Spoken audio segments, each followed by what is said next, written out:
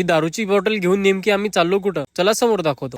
आज सकाळी सकाळीच आपल्या मामाच्या घरी ही शिवानगरची पब्लिक गणपतीची वर्गणी मागायला आली राव. मामा तर काही घरी नव्हते, पण त्यांनी माझंच नाव लिहून टाकलं राव. मग काय 100 रुपये देणंच लागले राव. या आपल्या फॉलोअर्सला आणि नटूला बाय बोलून आम्ही घरातच आलो तर बघितलं की आपले 8K फॉलोअर्स कंप्लीट होणार होते. धन्यवाद मित्रांनो एवढं सपोर्ट केल्याबद्दल. आता ज्यांनी पण फॉलो नसेल केलं तर त्यांनी फटकन फॉलो करून टाका. मग तिथून मी, तुषार आणि किशोर फाट्यावर आलो, कारण फाट्यावर ओमी भाऊ आणि आयन भाऊ आपली वाट पाहत होते. मग आम्ही फाट्यावर आलो आणि तिथून आपल्याला जिथं शूट करायचं होतं त्या लोकेशनवर आलो. आल्याबरोबर ओमी भाऊनं बॅगेतून बंपर काढली भाऊ, पण ओमी भाऊनं अर्धीच घरून खतम करून आणली होती. आता तुम्ही म्हणसाल हे कशासाठी आणलं, तर तो विषय असा होता मित्रांनो की ओमी भाऊच्या घरी 7-8 महिने आधीची ही बॉटल पडेल होती, तर शूट साठी कामी येईल म्हणून भाऊनं बॅगेत घालून आणली. तेवढ्यातच बॉडीगार्ड वैभवची एंट्री झाली राव. मग आम्ही शूटची प्लॅनिंग वगैरे केली आणि या दोन्ही बॉडीगार्डला रेडी करून कॅमेरामॅनला डायरेक्ट वर पाठवून दिलं. मला तर काही रडू येत नव्हता म्हणून ओमी भाऊनं मला बळजबरी रडवलं राव, आणि हे तर डायरेक्ट रिअल मध्येच बॉडीगार्ड वाटत होते राव. मग आम्ही एक क्लिप्स काढायला सुरुवात केली. या व्हिडिओ मध्ये तर माझे दोन्ही पाय कामातूनच गेले होते राव. मग आम्ही फटाफट हा व्हिडिओ बनवून घेतला आणि वैभवला थोडं शेतात काम होतं त्याच्यामुळे तो निघून गेला आणि कुणाल भाऊचे आगमन झाले. मग तिथून आम्ही खाली आलो आणि डबल एक व्हिडिओ काढून घेतला. आता आम्हाला दुपारचे 1:30 वाजले होते राव आणि पोटात काहीच नव्हतं. मग व्हिडिओ काढून झाल्यावर आम्ही सगळे घरी निघालो. हे अंधेराला गेले आणि आम्ही शिवनगर मध्ये आलो. मग घरी आल्यावर तुषार पण गायब झाला. मग मी आणि आपल्या मामाचा मुलगा किशोर दोघांनी जेवण केलं आणि फटाफट कपडे वगैरे चेंज करून रेडी झालो, कारण आपल्याला दुसऱ्या लोकेशनवर डबल शूट करण्यासाठी जायचं होतं. आपल्या मामाचा मुलगा किशोर झोपलेला होता म्हणून त्याला काही डिस्टर्ब नाही केलं. मग मी काढली आपली स्प्लेंडर आणि 150च्या स्पीडनं नॉनस्टॉप मी अंधेऱ्यात आलो. तर ओमी भाऊ आणि कुणाल भाऊ आपलीच वाट पाहत होते राव आणि समोरून या दोघांना पण घेतलं. मग आपली स्प्लेंडर आयन भाऊ जवळ दिली आणि मी मागं बसलो. मग तिथून नॉनस्टॉप आम्ही आलो आपल्या लोकेशनवर जिथं आम्हाला शूट करायचं होतं. मग फटाफट माझा व्हिडिओ काढून घेतलं आणि आम्ही जे व्हिडिओ काढले हे तुम्हाला सगळे प्रोफाईलवर दिसून जाते. तुम्ही अजून ते व्हिडिओ बघितले नसेल तर फटाफट आपल्या प्रोफाईल मध्ये जाऊन बघून घ्या. हा व्हिडिओ काढताना तर माझे सगळे कपडे खराब झाले होते राव, पण काही विषय नाही. ते म्हणतात ना,